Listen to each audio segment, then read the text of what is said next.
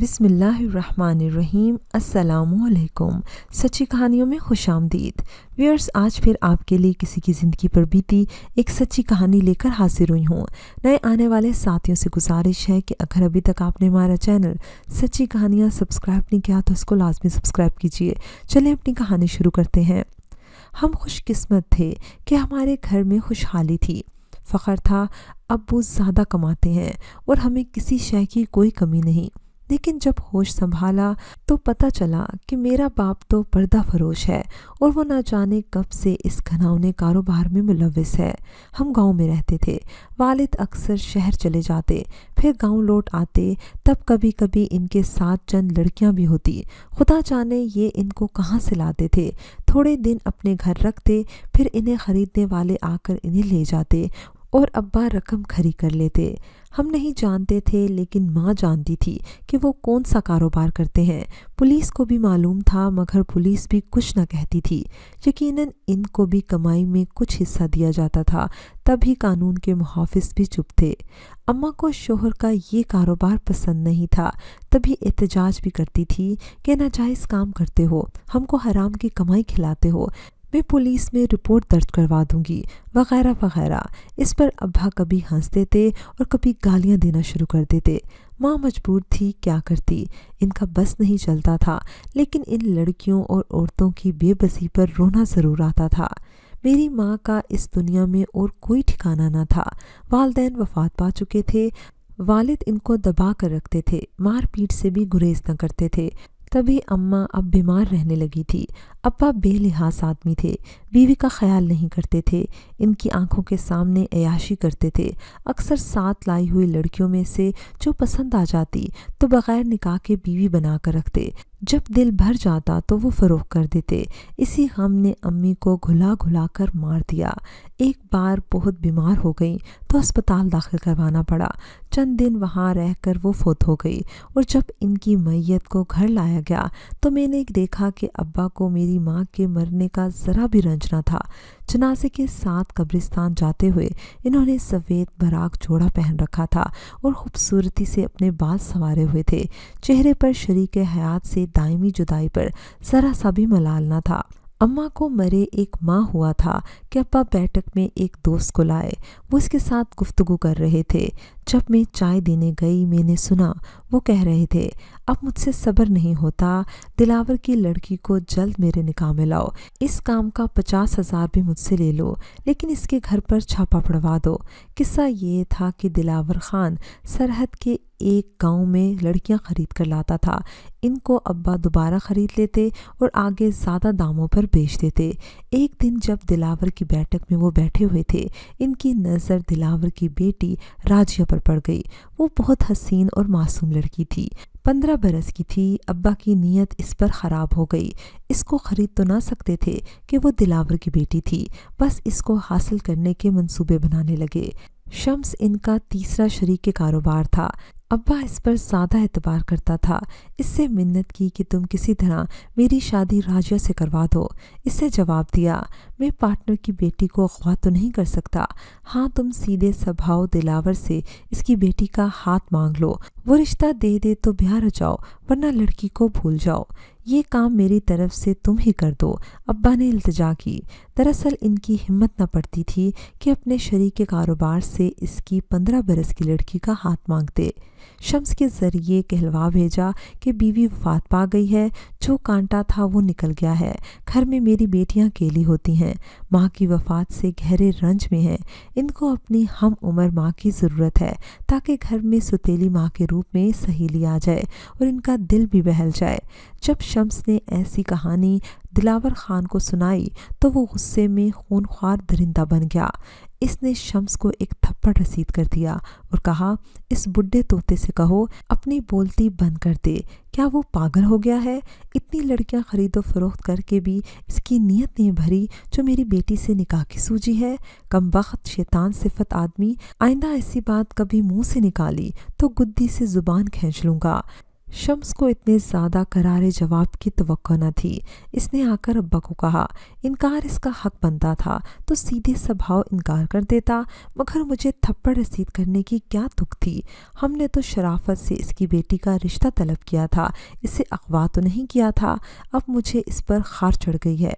हवाला पुलिस न किया तो मेरा नाम भी शम्स खान नहीं। अब्बा ने इसकी पीठ थपथपाई और कहा, अगर तूने ये काम कर लिया तो हर सौदे में तेरा मेरा मुनाफा आज से आधा आधा होगा। शम्स बज़ाहिर चुप था, लेकिन वो अंदर ही अंदर कोई प्लानिंग कर रहा था। बिलाखिर थप्पड़ का बदला ले लिया और पुलिस को मुखबरी करके या रिश्वत देकर इसने दिलावर खान को जेल करवा दी। राजिया के बाप के सिवा दुनिया में और कोई ना था। इसको अब्बा अपने घर लेकर आ गया। वो बेचारी दुबली पतली मेरी हम उम्र एक नफीस लड़की थी। नहीं जानती थी कि अब्बा इसको क्यों अपने साथ लेकर आया है। मैंने इसका नाम पूछा तो इसने बताया कि मेरा नाम राजिया है और मैं दिलावर खान की बेटी हूँ। चचा मुझे अपने साथ लाए हैं क्योंकि मेरे अब्बा को जेल हो गई है। चचा ने कहा कि तुम घर में अकेली मत रहो, मेरे घर चलो, मेरी बेटी समिया के साथ रहना, वहाँ तुम खुश रहोगी। जब तेरे बाप को जेल से रिहाई मिल जाएगी तो आकर तुम्हें यहाँ से ले जाएंगे। इसकी मासूम बातें सुनकर मैंने सोचा, पुलिस ने क्यों तेरे बाप को गिरफ्तार किया है? घर में शराब की भट्टी थी। जब पुलिस आई अब्बा को गिरफ्तार किया तो चचा भी उस वक्त आ गए और मुझे पुलिस के नरगे से किसी तरह निकाल कर अपने साथ ले आए। राजिया की माँ मर चुकी थी। इसकी बातें सुनकर मुझे रोना आ गया और मैं अपनी माँ की खाली चारपाई को देखकर रोने लगी। तब इसके दिल पर असर हुआ और वो मुझे चुप करवाने लगी। एक दिन वो हमारे साथ रही। अगले रोज़ अब्बा रात के अंधेरे में इसको घर से ले गए और वो दोबारा हमारे घर नहीं आई। मेरी हिम्मत न थी अपने बाप से पूछती कि राजिया कहाँ गई। काफ़ी दिनों तक ये राज एक मौमा ही रहा। किसी को पता न चल सका कि राजिया कहाँ गई। बिलाखिर एक रोज़ अब्बा की मुलाजमा हमारे घर आई। वो कुछ सामान लेने आई थी। इसने चुपके से मुझे बताया कि तेरे वालिद ने शादी कर ली है और नई बीवी को एक और जगह रखा हुआ है। मैंने मुलाजमा की मिन्नत की कि मुझे नई माँ से मिलवा दो, देखूं तो कौन है, कैसी है, इससे मिलूं तो सही, इस पर क्या बीती और क्या बीत रही है पूछूं तो सही। मुलाजमा अब्बा से डरती थी। इसने मज़ीद मुझको कुछ ना बताया। मुलाकात कराने तो कुजा मज़ीद एक लफ्ज़ भी मुँह से ना बोली क्योंकि वो अब्बा के साथ आई थी। सामान पैक करके इनके साथ ही चली गई। मेरे दिल में कसक जो थी वो अब हसरत बन गई थी। इसी तरह 2 साल और गुजर गए। एक रोज़ अब्बा आए तो बहुत खुश नज़र आ रहे थे। मुझे कहा, तैयार हो जाओ और अपनी बहनों को भी तैयार करो, तुम्हारी नई माँ के पास चलते हैं। दरअसल मैंने दूसरी शादी की थी मगर इसे घर नहीं लाया, दूसरे घर रखा हुआ है ताकि तुम लोग सुतेली माँ से परेशान ना हो। हम तीनों बहनें तैयार हो गई थी। अब्बा का हुक्म था, गाड़ी लाए थे। हम इसमें बैठकर इनके साथ काफ़ी दूर एक जगह गए। गाड़ी एक मकान के दरवाजे पर रुकी। हमको उतरने का हुक्म मिला। फिर हम इस मकान के अंदर चले गए। मैं ये देखकर हैरत ज़दा हो गई कि वहाँ राजिया लेटी हुई थी और इसके पलंग के करीब बेबी कॉट में एक नन्हा मुन्ना बच्चा सो रहा था। मैंने चौंक कर राजिया को देखा और इसने मुझे। फिर इसकी आंखों में आंसू भर आए। वो मेरा दुख समझती थी और मैं इसका।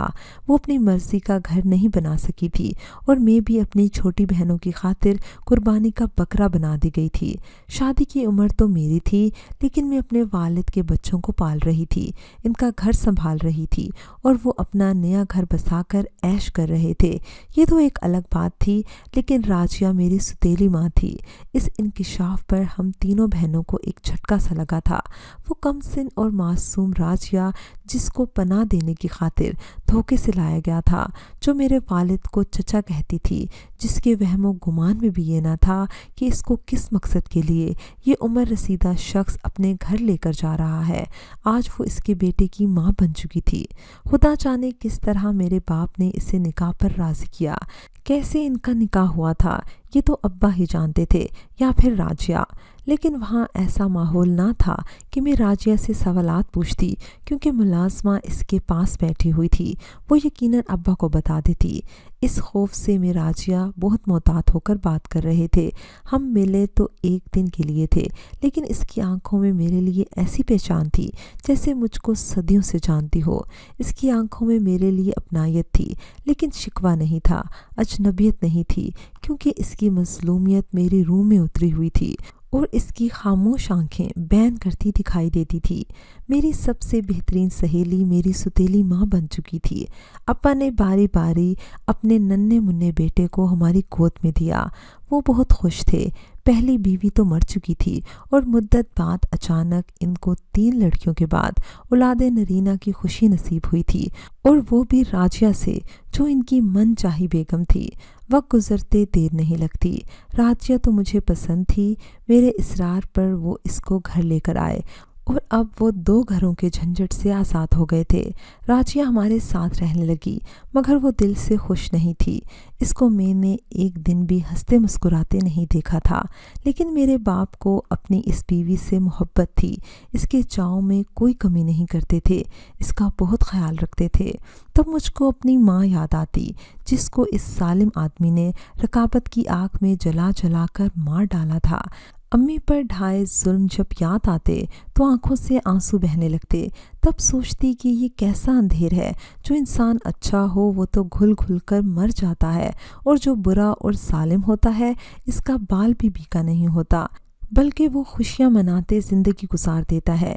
ये मेरी भूल थी, क्योंकि अल्लाह के घर देर है पर अंधेर नहीं। हम अगर महफूज थे तो ये हमारी माँ की नेकियां होंगी, वरना बाप ने तो दूसरों की बच्चियों पर जुल्म तोड़ने में कोई भी हद रवा न रखी थी। आखिर वो दिन आ गया जब सब्र का पैमाना लबरेज हो गया। गुनाहों का घड़ा भरता है तो डूब जाता है। 14 बरस बाद बिल आखिर दिलावर खान को रिहाई मिल गई और वो जेल से बाहर आ गया। जेल से निकलते ही इसने सबसे पहले अपनी बेटी का खोज लगाया। बिल आखिर इसको पता चल गया कि राजिया को मेरे वालिद लेकर गए थे। वो अब्बा के पास आया और अपनी बेटी के बारे में पूछने लगा। अब्बा को बताना ही पड़ा कि इन्होंने इससे निकाह कर लिया है। ये सुनकर दिलावर खान को गिरफ्तारी की सारी कहानी समझ में आ गई। इसका मूड ख़राब देखकर मेरे वालिद ने यकीन दिलाया कि तुम्हारी बेसहारा लड़की को मैंने सहारा देने की खातिर निकाह में लिया है। अब वो 14 बरस से सुकून के साथ मेरे घर में ज़िंदगी बसर कर रही है और मेरे 3 बेटों की माँ भी है। निकाह मैंने ज़बरदस्ती नहीं किया, पहले इसकी रजामंदी मालूम की थी, फिर मैंने निकाह किया। बेशक तुम अपनी बेटी से पूछ लेना। जब बाप से बेटी मिली तो दिलावर खान ने पहला सवाल यही पूछा कि क्या तुमसे ज़बरदस्ती तैमूर ने शादी की है। इस सवाल के पूछते ही आंसू राजिया की आंखों से भल भल बहने लगे थे और वो चीख मारकर अपने बाप से लिपट गई, रो रो कर निढाल हो गई। जबकि वालिद समझ रहे थे इन्होंने राजिया का 14 बरस तक ख्याल रखा है, इसे कोई तकलीफ नहीं होने दी, हर तरह से चाव किया। यकीनन वो अब अपने बच्चों के बाप को चाहने लगी है और हरगिज़ इनके खिलाफ कोई ऐसी बात ज़ुबान से नहीं निकाल सकती जिससे इसका घर बर्बाद हो जाए। राजिया ने यकीनन कोई बात ज़ुबान से ना निकाली थी।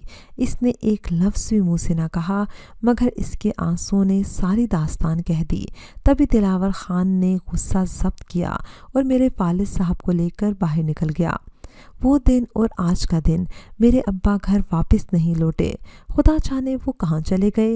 यकीन है कि ज़रूर दिलावर खान ने इनको गायब किया था।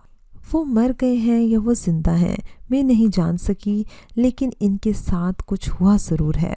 अब तो दिलावर खान भी फोत हो गया है, अरसा बीत गया है। मैं 35 बरस से ज़्यादा की हो चुकी हूँ। इतनी ही उम्र मेरी सुतीली माँ की भी है। बहन भाई शादीशुदा और अपने घर में आबाद हैं। मैं और राजिया घर में बाकी रह गए हैं। मैं इसके सहारे जी रही हूँ और वो मेरे सहारे जिंदा है। बेशक वो 3 बेटों की माँ है, मगर शादी के बाद औलाद भी कब माँ को पूछती है। राजिया मेरी सहेली, मेरी सुतीली माँ, मेरा वाहिद सहारा है और मैं उसका सहारा हूँ। इसीलिए मैंने अभी तक शादी नहीं की, क्योंकि राजिया अकेली है, अब्बा है नहीं, तो मैं अपने छोटे भाइयों को कैसे बेआसरा छोड़ देती। पहले अपनी 2 बहनों की वजह से मैंने शादी नहीं की, अब 3 भाइयों की जिम्मेदारी मुझ पर है और राजिया भी तो बेसहारा है। व्यूअर्स, मुझे उम्मीद है कि आपको हमारी आज की कहानी पसंद आई होगी। अगर कहानी पसंद आई है तो उसको लाइक कीजिए, शेयर कीजिए और कमेंट सेक्शन में अपनी राय का इज़हार लाजमी कीजिएगा। अगर अभी तक आपने हमारा चैनल सच्ची कहानियाँ सब्सक्राइब नहीं किया तो उसको लाजमी सब्सक्राइब कीजिए और साथ लगे बेल आइकन को भी प्रेस कर लें ताकि आपको हमारी हर न्यू वीडियो की नोटिफिकेशन भी टाइम पर मिलती रहे। अगली वीडियो तक इजाज़त दीजिए। अल्लाह हाफ़िज़।